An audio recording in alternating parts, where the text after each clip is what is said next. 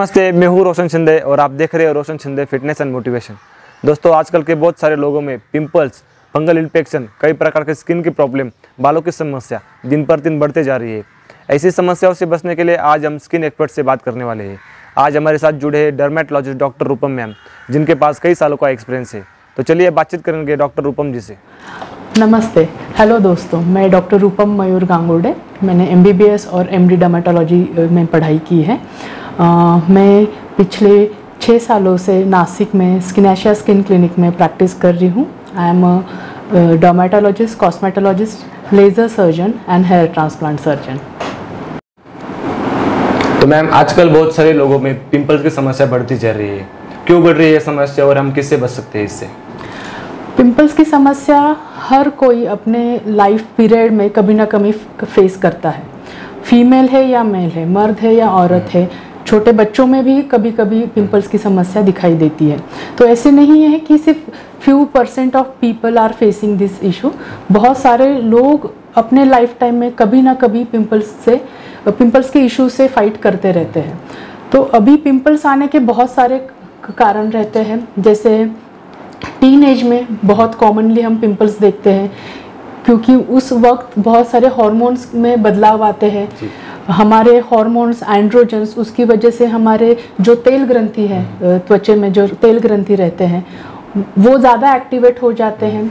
तो teen age में हमें एंड्रोजन्स इंड्यूस या ऑयल ग्लैंड इंड्यूस एक्ने ज़्यादा महसूस होते हैं।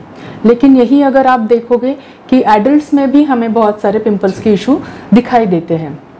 उसके कारण अलग रहते हैं। हमेशा हार्मोन्स ही इशू नहीं रहता है पिंपल्स के लिए। स्ट्रेस, आपके खान पान में कुछ बदलाव है, तो उसके कारण भी आपको पिंपल्स आ सकते हैं। जैसे जैसे एज बढ़ता जाता है, हमारे त्वचा की जो ग्रंथियां हैं, जैसे कोई सीबम बनाता है, तेल बनाता है, या कोई स्वेट बनाता है, घाम बनाता है, तो उसमें भी बदलाव आते रहते हैं। तो जैसे अगर आप देखेंगे तो 60+ एज में भी कभी कभी पिंपल्स की समस्या आती है, जिसको हम कोमेडॉन्स बोलते हैं, जहाँ पे स्किन सेंसिटिव होता है, स्किन का एक्सफोलिएशन, टर्नओवर रेगुलर नहीं होता है, और उस एज ग्रुप में भी पिंपल्स देखे जाते हैं। जैसे छोटे बच्चे हैं, किसी किसी को ज़्यादा पसीना आता है, तो उनको भी गर्मियों के दिनों में बॉडी पे एक्ने या पिंपल्स दिखाई देते हैं। सो पिंपल्स की समस्या एज ग्रुप के हिसाब से उसके जो कॉजेस है वो अलग होते हैं, और उसकी ट्रीटमेंट है वो अलग होती है। इसमें जो हम घर में DIY जो आप बोलते हो आजकल, जो प्रिवेंटिव केयर हम ले सकते हैं पिंपल्स के, उस पे ध्यान देना बहुत ज़रूरी होता है। जैसे अगर आपके बच्चे टीन एज ग्रुप में हैं, और उनको पिंपल्स की समस्या ज़्यादा है, तो उनके लिए प्रिवेंटिव केयर लेना, जैसे दिन में 2 से 3 बार चेहरा अच्छे से वॉश करना चाहिए। अगर आपका फेस का जो स्किन है वो ऑयली स्किन है, तो उस हिसाब से आप आपके फेस वॉश सिलेक्ट कीजिए, क्योंकि आजकल मार्केट में बहुत सारे फेस वॉश अवेलेबल होते हैं।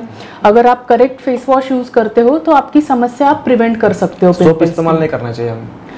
सोप का अगर pH बैलेंस सोप है, अभी मार्केट में बहुत सारे सोप्स भी है। कुछ सोप्स ऐसे होते हैं जो बहुत स्ट्रॉन्ग होते हैं, लेकिन फिर वो क्या करते हैं, आपके चेहरे की स्किन को ज़्यादा सूखा कर देते हैं, ड्राई कर देते हैं।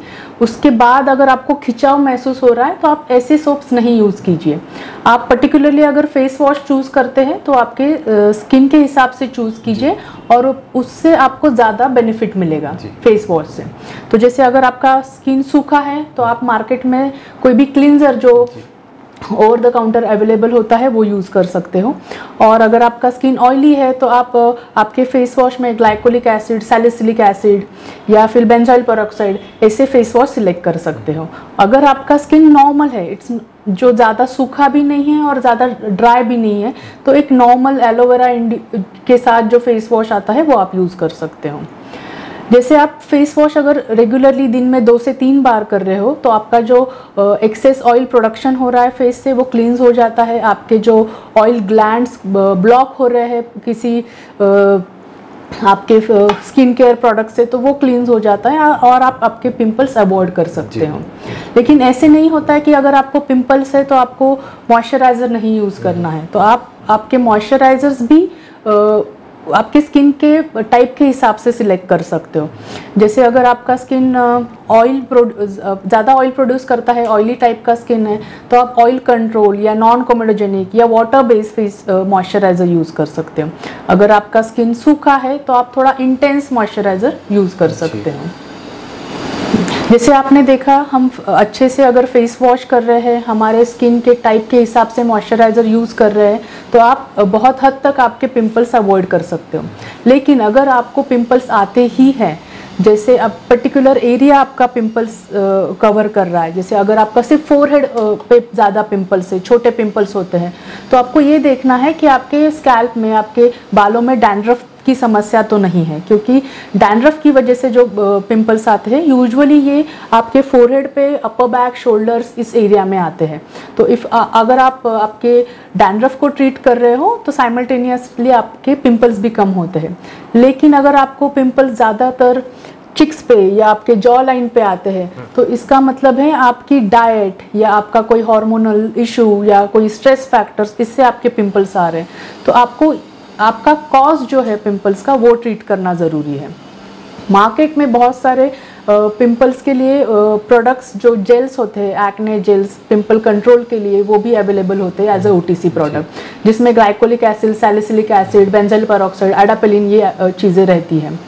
तो आप वो यूज़ कर सकते हैं। लेकिन अगर आप कोई एक्टिव इंग्रेडिएंट यूज़ कर रहे हो, जैसे मैंने बोला ग्लाइकोलिक एसिड, सैलिसिलिक एसिड या बेंजाइल पेरोक्साइड, सो ये थोड़े स्ट्रॉन्गर इंग्रेडिएंट्स होते हैं, तो आप ये शॉर्ट कॉन्टैक्ट थेरेपी के लिए यूज़ कीजिए। शॉर्ट कॉन्टैक्ट थेरेपी मतलब ये आप 30 मिनट से 2 घंटे तक यूज़ कीजिए, रात भर आपके फेस पे ना छोड़िए, क्योंकि उससे आपका स्किन ज़्यादा सूखा भी हो सकता है, ड्राई भी हो सकता है। और जैसे मैंने बोला, ऑयली भी स्किन है तो आप मॉइस्चराइज़र यूज़ कीजिए उसके साथ, जो ऑयल कंट्रोल मॉइस्चराइज़र मार्केट में इजीली अवेलेबल हो जाएगा। लेकिन अगर ये चीज़ें करेक्ट होने के बाद आपका इशू नहीं सॉल्व हो रहा है पिंपल्स का, then definitely you should visit a MD dermatologist. जैसे कुछ चीज़ें होती है हमारे डाइट में जिससे पिंपल्स ज़्यादा ट्रिगर हो सकती है या ज़्यादा बढ़ सकती है, तो उन चीज़ों को आपको अवॉइड करना चाहिए। अगर आपके डाइट में हाई ग्लाइसेमिक इंडेक्स फूड ज़्यादा है, जैसे आपके बेकरी प्रोडक्ट्स हो गए, मिल्क और मिल्क प्रोडक्ट हो गए, इसका ग्लाइसेमिक इंडेक्स हाई होता है। जैसे स्वीट्स हो गए, आपके कोई भी मैदे से, रिफाइंड फ्लावर से जो प्रोडक्ट होता है, उसका ग्लाइसेमिक इंडेक्स हाई होने के कारण से आपके पिंपल्स ज़्यादा बढ़ सकते हैं। तो आपको ये चीज़ें अवॉइड करनी है।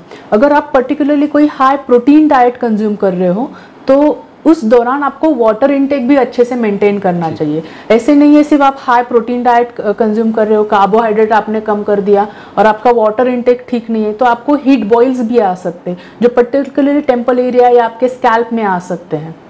और कुछ चीज़ें हैं जो आप प्रिवेंट कर सकते हो, जिससे आपके एक्ने कम हो सकते हैं। जैसे अगर आप कोई मेकअप प्रोडक्ट्स यूज़ कर रहे हो, आपके ब्रशेस यूज़ कर रहे हो, तो आपके मेकअप प्रोडक्ट्स आपको इस तरह से चूज़ करने चाहिए जो वाटर बेस हो या नॉन कोमेडोजेनिक हो या नॉन ऑयली हो। और आप जब रात को सोते हो, आपको कम्प्लीटली आपका मेकअप रिमूव करना चाहिए। मेकअप रिमूवल के लिए भी आप जो वेट वाइप्स मिलते हैं, उससे आपका चेहरा ज़्यादा रब मत कीजिए। यूजुअली अगर आपको एक्टिव एक्ने है और अब किसी चीज़ से आपका चेहरा रब कर रहे हो या स्क्रब कर रहे हो, तो उससे आपके एक्ने ज़्यादा, पिंपल्स ज़्यादा फैल सकते हैं। तो ये चीज़ें आपको अवॉइड करनी है। आपको अच्छे से कोई माइल्ड क्लींजर यूज़ करना है। आप डबल क्लींजिंग से, मतलब 2 बार क्लींज करके आपका फेस का मेकअप उतार सकते हो। हमेशा याद रखिए, सोने के पहले आपका चेहरा आपको धोना चाहिए। आप ओवरनाइट कोई मॉइस्चराइजिंग प्रोडक्ट यूज़ कर सकते हो, या अगर आप 30 से ज़्यादा उम्र के हो तो आप कोई एंटी एजिंग प्रोडक्ट रात भर स्किन पे इस्तेमाल कर सकते हैं। तो मैम, आजकल बालों की भी समस्या बहुत ज़्यादा हो रही है। छोटे छोटे बच्चों में भी हम बाल गिरने की समस्या देख रहे हैं, तो क्या कर सकते हैं इसके लिए? जी, आजकल छोटे बच्चों में बालों की समस्या ज़्यादा बढ़ रही है जी।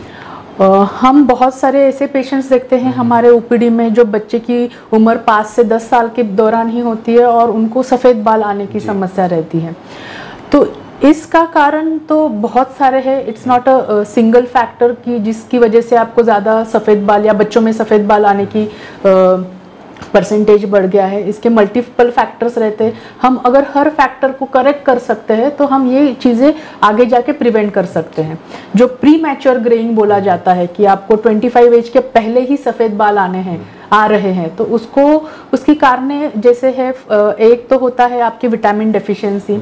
आपके खान पान में अगर अच्छे से विटामिन आप नहीं ले रहे हो, आपके green leafy vegetables, citrus fruits आपके डाइट में नहीं है, कोई B12 या विटामिन D की डेफिशिएंसी है, तो तब आपको प्रीमैच्योर ग्रेइंग का इशू हो सकता है। जैसे अगर आपके डाइट में या आपके खून में हीमोग्लोबिन की कमज़ोरी है, हीमोग्लोबिन कम है, तो उसकी वजह से भी आपको प्रीमैच्योर ग्रेइंग, सफ़ेद होना बाल और बालों का झड़ना, ये दोनों चीज़ें फेस करनी पड़ती है। और शैम्पू का भी कोई रोल है क्या इसमें? शैम्पू का मैं आपको जैसे ना इंटरनल फैक्टर्स होते हैं, हमारे बॉडी के अंदर के जो फैक्टर्स होते हैं, जो हमारे खून के जो फैक्टर्स होते हैं, जो हमारे हेयर रूट्स को सप्लाई कर रहे हैं, खून जो आपके हेयर रूट्स को जा रहा है, वो ज़्यादा मैटर करते हैं एक्सटर्नल फैक्टर से। जैसे आप बोल रहे हो कि शैम्पू है, किसी का हार्ड वाटर रहता है, बोरिंग का वाटर रहता है, तो ये सारे एक्सटर्नल फैक्टर्स हो गए। मैं ज़रूर कहूँगी एक्सटर्नल फैक्टर्स भी ये चीज़ें कॉज करते हैं, लेकिन इंटरनल फैक्टर्स ज़्यादा कॉमनली ये चीज़ें कॉज करते हैं। सो सिर्फ शैम्पू बदलने से आपका सफ़ेद होना नहीं रुकेगा, आपको बाकी चीज़ें भी देखनी चाहिए कि आपको कोई विटामिन की कमज़ोरी है क्या, आपका हीमोग्लोबिन कम है क्या, आपका डाइट कैसा है, आपके प्रोटीन डाइट कैसा है, क्योंकि जो हमारा हेयर स्ट्रक्चर होता है ये प्योरली प्रोटीन से बनता है, केराटिन से बनता है, तो आपका प्रोटीन डाइट भी उस हिसाब से होना चाहिए, नहीं तो आपको हेयर फॉल इश्यूज भी हो सकते हैं। जी मैम, हेयर केयर टिप्स के बारे में कुछ बताइए। हेयर केयर टिप्स हम शुरू से शुरुआत करते हैं। जैसे अगर आपको डैंड्रफ इश्यूज है तो आप डैंड्रफ ट्रीट कीजिए। डैंड्रफ ट्रीट करने के लिए बहुत सारी चीज़ें OTC as a OTC product market में अवेलेबल होता है, जिसमें कीटोकोनाजोल शैम्पूज होते हैं, लोशंस होते हैं। अगर आपके बाल बहुत ज़्यादा ड्राई हैं तो आप लोशंस प्रिफरेबली यूज़ कीजिए। अगर आपके स्कैल्प और बाल ऑयली रहते हैं तो आप शैम्पू यूज़ कर सकते हो। जैसे रूटीन आप डेली शैम्पू यूज़ कर रहे हो या ऑल्टरनेट डे या हफ्ते में 2 से 3 बार आपको आइडियली शैम्पू होना चाहिए। अगर आपका स्कैल्प अच्छे से क्लींस नहीं कर रहे हो तो आपको डैंड्रफ की समस्या और हेयर फॉल की समस्या ज़्यादा हो सकती है। अगर आपको हेयर फॉल हो रहा है, इसका मतलब ये नहीं कि आपको शैम्पू नहीं करना है। शैम्पू के वक्त मुझे ज़्यादा हेयर फॉल हो रहा है, बहुत सारे पेशेंट्स ये बोलते हैं हमें कि जब शैम्पू करती हूँ या कोई ऑयल लगाती हूँ या कोई लोशन लगाती हूँ जड़ों में तो मुझे ज़्यादा हेयर फॉल की समस्या दिखाई देती है। हेयर फॉल, अगर आपका हेयर रूट कमज़ोर है तो वो झड़ने ही वाला है। आप हेयर कोम करो, लोशन लगाओ, शैम्पू लगाओ, वो झड़ने ही वाला है। तो हेयर फॉल हो रहा है इसलिए शैम्पू नहीं करना है, ये बहुत गलत बात है, ये मिथ है। तो आपको रेगुलरली शैम्पू होना चाहिए। कुछ लोग देसी उपाय भी करते हैं इसके ऊपर, मतलब जो कुछ बाहर का मेहंदी वगैरह लगाना, कुछ मेहंदी लगाने से आपके डैंड्रफ ट्रीट नहीं हो सकता।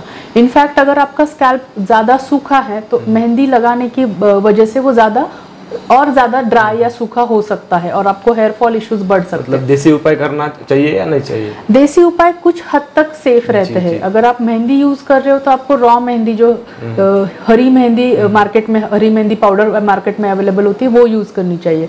जो मार्केट में chemical induce mehndi products available होते हैं उससे बहुत लोगों को हेयर फॉल की समस्या बढ़ जाती है, तो वो आपको अवॉइड करना है, क्योंकि बहुत सारे लोगों को उसके केमिकल से एलर्जी भी हो सकता है, तो आपको वो अवॉइड करना है। जैसे अगर आप शैम्पू कर रहे हो तो शैम्पू करते वक्त आपको गुनगुने पानी से शैम्पू करना है, ज़्यादा गर्म पानी नहीं लेना है। शैम्पू के बाद जैसे आप कंडीशनर लगा रहे हो तो आप वो हेयर की लेंथ में लगाओ, जड़ों में मत लगाओ, क्योंकि कंडीशनर्स ये ऑयल मॉलिक्यूल की तरह रहते हैं, थिक मॉलिक्यूल्स रहते हैं। ये आपके स्कैल्प में डैंड्रफ की समस्या और स्किन के पोर्स को क्लॉग कर सकते हैं, डैंड्रफ की समस्या बढ़ा सकते हैं। तो हमेशा कंडीशनर्स हेयर लेंथ में लगाने चाहिए, रूट्स में नहीं लगाने चाहिए। अगर आपको डैंड्रफ की समस्या है तो आप ऑयलिंग करके ओवरनाइट मत छोड़ा करो। आप ऑयलिंग 1 से 2 घंटे तक कर सकते हो आपके बालों में, और आपको इमीडिएटली शैम्पू करना चाहिए। बहुत बार क्योंकि ऑयलिंग बाहर से अगर आप ऑयल कर रहे हो तो आपकी डैंड्रफ की समस्या बढ़ भी सकती है। जी, तो मैम समर और विंटर में फंगल इन्फेक्शन के भी लोगों देखे हैं हम, क्यों होता है फंगल इन्फेक्शन और इसे हम कैसे कंट्रोल कर सकते हैं? स्किन सुपरफिशियल फंगल इन्फेक्शंस हमेशा जब आपका वेदर में कुछ बदलाव होते हैं, जैसे समर्स में हम देखते हैं कि ज़्यादा पसीना आता है लोगों को, और हम मानसून में देखते हैं, बारिश के सीजन में देखते हैं कि वेदर बहुत ह्यूमिड रहता है, हमारे कपड़े गीले रहते हैं, पसीना आता है, और इसकी वजह से हमारा स्किन सरफेस भी गीला रहता है। तो कोई भी सीज़न हो, अगर आपका स्किन का सरफेस गीला रहता है तो उसकी वजह से आपको superficial fungal infection easily catch हो सकते हैं। और यूजुअली फंगल इन्फेक्शन ये कांटेक्ट से स्प्रेड होते हैं, या साथ में अगर आप कपड़े धो रहे हो या कांटेक्ट हो रहा है आपका स्किन टू स्किन, तो उससे वो स्प्रेड भी होते हैं। तो आपको ये देखना ज़रूरी है कि आपका स्किन सरफेस सूखा रहना चाहिए। आप कोई भी dusting anti fungal powder use कर सकते हो उसके लिए। अगर ये आपको हेल्प नहीं कर रहा है तो डेफिनेटली आपको डर्मेटोलॉजिस्ट से कंसल्ट करना चाहिए, क्योंकि ये इन्फेक्शंस यूजुअली एक पर्सन से दूसरे पर्सन को फैलते रहते हैं। हम बहुत बार हमारे ओपीडी में देखते हैं कि एक फैमिली मेंबर को इन्फेक्शन हो गया और उसकी वजह से बाकी 4 मेंबर्स को भी इन्फेक्शन हो गया, और फिर हमारा इन्फेक्शन के लिए फिर ट्रीटमेंट जो होता है ड्यूरेशन वो बढ़ता है। तो अगर कोई भी अगर एक इन्फेक्टेड पर्सन है फैमिली में तो आप इमीडिएटली उसको ट्रीट करो। तो समय से पहले अगर आप उसको ट्रीट करते हो तो आप ये जो स्प्रेड हो रहा है इन्फेक्शन का, ये आप प्रिवेंट कर सकते हो। तो मैम डेली रूटीन में कौन से स्किन केयर प्रोडक्ट्स यूज़ करना चाहिए? डेली रूटीन में हमारा एक पर्टिकुलर स्किन रेजिम होना चाहिए जो हमारे स्किन के टाइप के हिसाब से होना चाहिए। अगर आपका स्किन ऑयली है तो उस हिसाब से आपको प्रोडक्ट चूज़ करने हैं। तो आप oil control face wash, oil control moisturiser या कोई भी वाटर बेस्ड मॉइस्चराइज़र यूज़ कर सकते हो। स्किन अगर नॉर्मल से ड्राई है तो आप क्लींजर्स यूज़ कर सकते हो और मॉइस्चराइज़र्स यूज़ कर सकते हो। और एक चीज़ हमारे डेली रूटीन में ज़रूरी होती है, वो होता है सनस्क्रीन। अगर आपका सन एक्सपोजर ज़्यादा होता है तो आप घर से बाहर निकलने के पहले कम से कम 20 से 30 मिनट के पहले आपका सनस्क्रीन लगा लीजिए। सनस्क्रीन भी as a OTC product available हो जाते हैं। सनस्क्रीन चूज़ करते वक्त भी आपको आपका हमेशा याद रखना चाहिए कि आपका स्किन टाइप क्या है। नहीं तो बहुत लोग कहते हैं कि सनस्क्रीन लगाने की वजह से मुझे पिंपल्स आने लगे। तो मार्केट में जेल बेस्ड सनस्क्रीन भी अवेलेबल है, क्रीम बेस्ड सनस्क्रीन भी अवेलेबल है। तो आपके अगेन स्किन टाइप के अकॉर्डिंग वो आप चूज़ कीजिए। इसके अलावा जैसे कुछ लोग कॉस्मेटिक प्रोडक्ट्स यूज़ करते हैं। कॉस्मेटिक अगेन उसमें सब चीज़ें लिखी हुई होती है कॉस्मेटिक प्रोडक्ट्स पे, ये वाटर बेस है या ऑयल बेस है, तो स्किन के टाइप के हिसाब से उसको चूज़ कीजिए। बहुत सारे मार्केट में प्रोडक्ट्स पेशेंट जाते हैं स्किन फेयरनेस के लिए क्रीम दो, दागों के लिए क्रीम दो, ऐसे फार्मास्यूटिकल स्टोर से ये क्रीम्स वो खरीदते हैं। लेकिन ये देखा जाता है कि इस प्रोडक्ट में बहुत बार स्टेरॉइड का यूज़ होता है, और ये स्टेरॉइड्स अगर आप 1 महीने से ज़्यादा देर के लिए इस्तेमाल कर रहे हो तो उसके साइड इफ़ेक्ट्स बढ़ जाते हैं। जैसे आपका स्किन का पतला होना, आपके स्किन की रक्तवाहिनी जो होती है वो ज़्यादा प्रोमिनेंट दिखना, आपके स्किन का एजिंग, रिंकलिंग, ये साइंस जल्दी आ जाना। तो ऐसे स्टेरॉइड कंटेनिंग प्रोडक्ट्स आपको नहीं इस्तेमाल करने चाहिए। कोई भी OTC प्रोडक्ट नहीं इस्तेमाल करना चाहिए। हमेशा कोई भी प्रोडक्ट खरीदते वक्त उसमें क्या इंग्रेडिएंट इस्तेमाल किए गए हैं वो आपको देखना ज़रूरी होता है। मतलब कोई भी प्रोडक्ट गलत नहीं है, सही हिसाब से स्किन के हिसाब से चूज करना चाहिए। हमारे गवर्नमेंट ऑफ इंडिया ने कुछ प्रोडक्ट्स बैन किए हैं, जैसे स्किन फेयरनेस प्रोडक्ट्स जो मार्केट में हमेशा आते हैं, तो बहुत सारे उसमें से बैन किए जाते हैं। लेकिन as a OTC general medicals में उसमें कुछ स्टेरॉइड्स वगैरह रहते हैं, तो ये लोग वो इस्तेमाल कर लेते हैं फेयरनेस के लिए। तो पहले 1 महीने में फेयरनेस तो आ जाता है, लेकिन उसके बाद फिर साइड इफेक्ट्स बहुत ज़्यादा आने लगते हैं। तो हमेशा आपके प्रोडक्ट्स इंग्रेडिएंट्स देख के चूज़ कीजिए। कोई भी उठा लिया और लगा लिया चेहरे पे, ऐसा नहीं होना चाहिए, क्योंकि उसके साइड इफेक्ट्स भी हो सकते हैं। डर्मेटोलॉजिस्ट की सलाह से यूज करना चाहिए। अगर आप कोई स्टेरॉइड यूज कर रहे हो तो डेफिनेटली आपको डर्मेटोलॉजिस्ट की कंसल्टेशन के बाद ही इस्तेमाल करना चाहिए। जी मैम। तो मैम खान पान का कितना असर पड़ता है हमारी स्किन पे ऊपर? खान पान का हमेशा असर पड़ता है। बहुत सारे पेशेंट्स हमें आके बोलते हैं कि मैडम मुझे ग्लोइंग स्किन चाहिए, ग्लोइंग स्किन चाहिए। तो मैं मेरे पेशेंट को ये समझाने की कोशिश करती हूँ कि सिर्फ ऊपर से क्रीम लगा के आपको ग्लोइंग स्किन नहीं मिल सकता। आपका जो ग्लो होता है वो अंदर से बाहर आना चाहिए। तो अंदर से कैसे आ सकता है? जब आप अच्छे विटामिन इंटेक कर रहे हो, जैसे आप ग्रीन लीफी वेजिटेबल्स खा रहे हो, तो डेफिनेटली आपके विटामिन लेवल बढ़ जाएंगे, आपको अच्छे से ग्लो आएगा। जैसे आप विटामिन C जिसमें रहता है, वो सिट्रस फ्रूट्स खा रहे हो, वो भी आपको अच्छे से ग्लो दे सकते हैं। तो खान पान में आपको ये चीज़ें सही होना चाहिए, आपका डाइट बैलेंस होना चाहिए। ये चीज़ नहीं कि सिर्फ मैं प्रोटीन खा रही हूँ, मैंने बाकी सारा खाना बंद कर दिया है, तो ऐसे नहीं होना चाहिए। क्योंकि जब आप सिर्फ हाई प्रोटीन डाइट ले रहे हो, आपके विटामिन नहीं जा रहे, तो आप कहीं जाके विटामिन डेफिशिएंसी में लैंड हो जाते हो। तो उस वजह से भी आपका स्किन डल हो सकता है, हेयर फॉल आपको महसूस हो सकता है। So you should eat a balanced diet.